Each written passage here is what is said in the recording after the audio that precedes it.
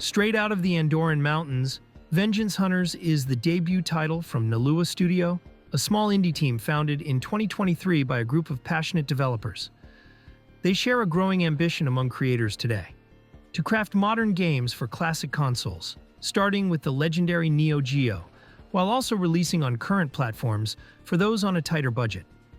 The project blends old-school pixel art with 80s, 90s references and some more contemporary gameplay mechanics. On paper, it ticks all the right boxes for fans of the beat-em-up genre. But for the more demanding collectors, the packaging leaves a lot to be desired. The AES version, in particular, feels almost amateurish. The insert is poorly aligned, the manual is in English despite choosing the Japanese version, and the booklet is unprotected and slightly bent. For a release in this price range, and on such an iconic system, you'd expect a far higher standard.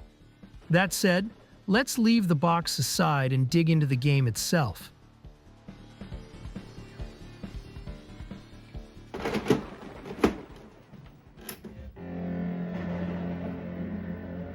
Vengeance Hunters.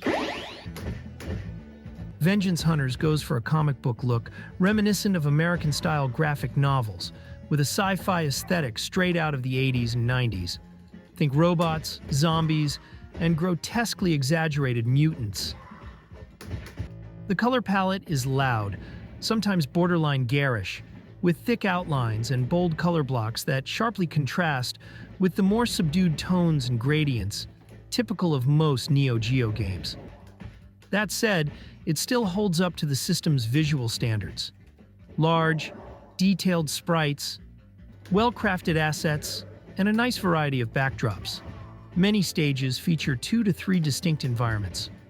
On the downside, and this is personal, I wasn't really drawn to the character designs, except for the robot.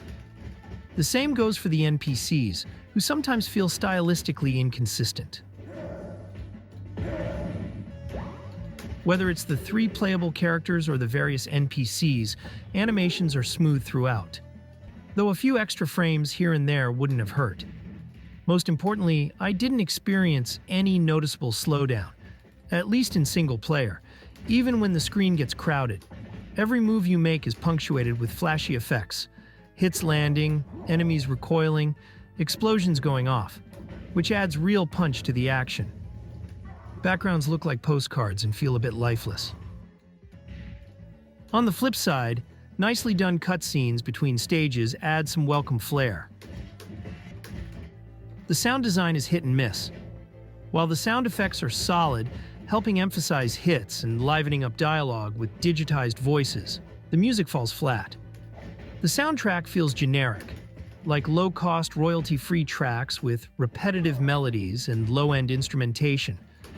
Worse still, they don't always match the environments, creating a jarring dissonance. Gameplay-wise, Vengeance Hunters has sparked some mixed reactions, and I can see why. It strays from the genre's usual formula, introducing a few unconventional mechanics. The combo system can feel a bit loose at first, and the move set appears limited at a glance. Each of the 3 fighters shares the same basic control layout: 1 button for light attacks, 1 for heavy, 1 for jumping, and a character-specific special move. From there, the game builds on 3 main types of combos. Ground combos, simple strings like 4 times A. Special combos, direction plus button inputs for unique attacks. And air combos, which bring verticality and flair. What really sets the game apart is that only Golem, the robot, can grab enemies. The other 2 characters make up for this in different ways. Golem is the most well-rounded and focused on throws. Candy is fast and specializes in aerial combos. Looney is slower but uses ranged attacks with his missile arm, though I found him the least fun to play. Give it some time, and you'll discover that the gameplay is more flexible than it first appears. The input timings are intentionally forgiving, which encourages experimentation. There's a real learning curve too. I'm still discovering new combos even now. While the move list isn't massive, the variations are enough to keep things fresh. One particularly satisfying feature is the launcher system. Pressing B sends enemies airborne, allowing for juggle combos. Also borrowed from Streets of Rage 4 is a risk and reward system for special attacks. Pressing A plus C unleashes a powerful move that cancels enemy attacks, but at the cost of a chunk of your health. That health slowly regenerates, unless you get hit, in which case it's gone for good. There are also secondary weapons, floating modules that hover above your character, including a machine gun, rocket launcher, and flamethrower. Unfortunately, the pixel art for these weapons is a bit underwhelming, and it's a shame there are no handheld weapons included. One cool twist, enemies occasionally glow yellow or red. Yellow means they're about to attack and can't be interrupted with light hits. Only heavy ones will do. Red means full invincibility. This forces you to prioritize your attacks and read the enemy's behavior, which adds depth to the brawls. Overall, the gameplay is more compelling than it might initially seem. The bosses are definitely one of the highlights. I appreciated the variety in their attack patterns and the overall balance of difficulty.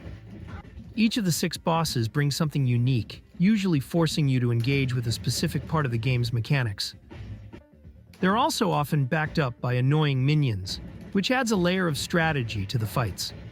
Special shout out to the Stage 2 boss, King Crab. A long, challenging, but rewarding battle. As for level design, there's a real effort to break away from the genre's usual repetition. While enemy variety could be better, the pacing is cleverly managed with shifts in tempo, environmental hazards, and occasional puzzles. Stages often include alternate paths, usually unlocked by destroying scenery, which reward exploration with hidden items, especially extra lives. There are even 2 brief minigame sequences, a scooter segment, and a shoot-'em-up style stage. Short but snappy, they serve as nice palate cleansers to keep fatigue at bay. On paper, 5 stages might sound a bit short, but the levels are lengthy and varied. A full run takes around 70 minutes, making it one of the longer games in the genre, maybe a little too long. Even with its solid pacing and clever structure, fatigue can set in toward the end, especially when playing solo.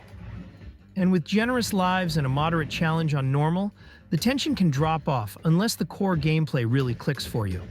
If it doesn't, things might start to feel like a retro-themed Groundhog Day.